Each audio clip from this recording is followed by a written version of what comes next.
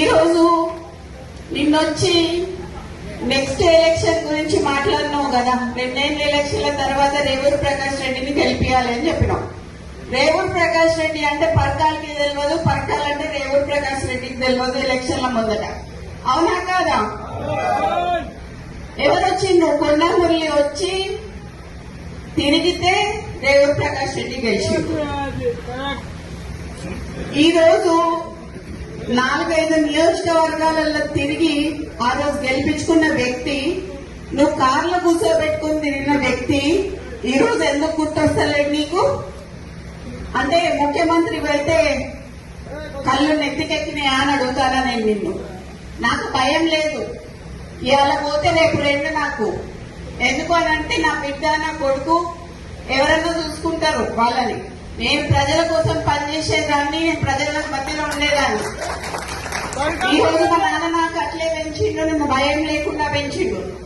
నేనెవరికి భయపడను, సావుకి భయపడను. కానీ ఈ రోజు చాలా ఈ 2 ఏళ్ల వారికి ఎందుకయ్యా ఇలా రాజీనామా చేయమని చెప్పు. ఇలా రాజీనామా చేసి ఎలక్షన్లకు రా. నా ఇల్లు ఇక్కడ మంచినీళ్ళు ఉన్నది, 3 అంతస్తుల బిల్డింగ్ నీకు ఇస్తా. వచ్చి అక్కడనే ఉండి రేవూరు ప్రకాష్ రెడ్డికి నువ్వు వచ్చి క్యాన్వసింగ్ చేయి. రేవూరు ప్రకాష్ రెడ్డి గెలుస్తాడా లేకపోతే కొన్న కుటుంబంలో ఎవరి నుంచి గెలుస్తాడు? పిసిసి ఆడడానికి తిరిగిన దయాసాగర్ రావు గారిని గాని, షబీర్ అలీ గారిని గాని అప్పుడు కార్లు ఎక్కించుకొని తిప్పినావు. ఇలా అట్లీస్ట్ వాళ్ళకి అపాయింట్మెంట్ అన్నా ఇస్తున్నావా నువ్వు అని అడుగుతున్నా నేను ఈ సందర్భంగా నేను గుర్తు చేయాల్సింది ఏంటంటే, నిన్ను కూడా కొడంగల్లో ఒకసారి ప్రజలు ఓడగొట్టిండ్రు. అట్లాంటిది నేను 10 ఏళ్ళు ముఖ్యమంత్రి ఉంటా అని చెప్పుకున్నావు. రాజశేఖర్ రెడ్డి గారు లాంటి వాళ్ళు కూడా చెప్పుకోలేదు అట్లా. నీకు కాంగ్రెస్ సంస్కృతి అనేది ఇంకా ఎక్కలేదు అని చెప్పి నీకు చెప్తున్నా. ఈ రోజు రేవంత్ రెడ్డి గారిని నేను కొన్ని ప్రశ్నలు ఏదలుచుకున్నాను. దాంట్లో భాగంగా మీరు మొదట పిసిసి కావాలని కోరుకున్నది కొండా సురేఖ, కొండా మురళీధరరావు గారు.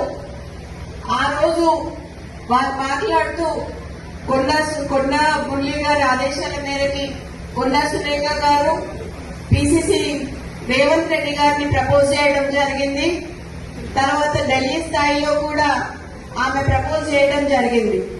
ఆ రోజు నువ్వు పిసిసి అయినాక ఫస్ట్ మొట్టమొదటిగా మా ఇంటికే వచ్చారు. వచ్చి నువ్వు అన్న మాట ఏంటంటే, మా నాన్నతోని కొండా మురళి గారితోని అన్న 38 సీట్లు వచ్చినా 36 సీట్లు వచ్చినా నీకు ఎమ్మెల్సీ ఇస్తానన్నావు. అన్నవా లేదా అనేది మా కోటగండి మైసమ్మ దగ్గరికి రా, ఎల్లమ్మ దగ్గరికి రా, శక్తివంతమైన దేవత ఆడ నేను అనలేదని నువ్వు ప్రమాణం చేయి, అప్పుడు నేను చెప్తా. ఒక బీసీ బిడ్డకి, ఒక క్రౌడ్ పుల్లర్ కి ఎందుకు ఎమ్మెల్సీ ఇయ్యలేదు, ఎందుకు పదవి ఇయ్యలేదు అని నేను అడుగుతున్నా. ఈ రోజు నేను అదే అడగదలుచుకున్నా. నీతో పాటు ఒక పొంగు ఉన్నది.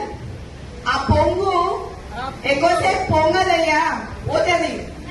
మరి నువ్వు ముఖ్యమంత్రివా ఆయన ముఖ్యమంత్రి కూడా తెలుస్తలేదు. ఇక్కడ మొన్న హైదరాబాద్ లో ఇంద్రమ్మ ఇల్లు ఇచ్చేటప్పుడు హైదరాబాద్ లో ఆయన పొంగు పోస్టర్లు వేసుకున్నాడు.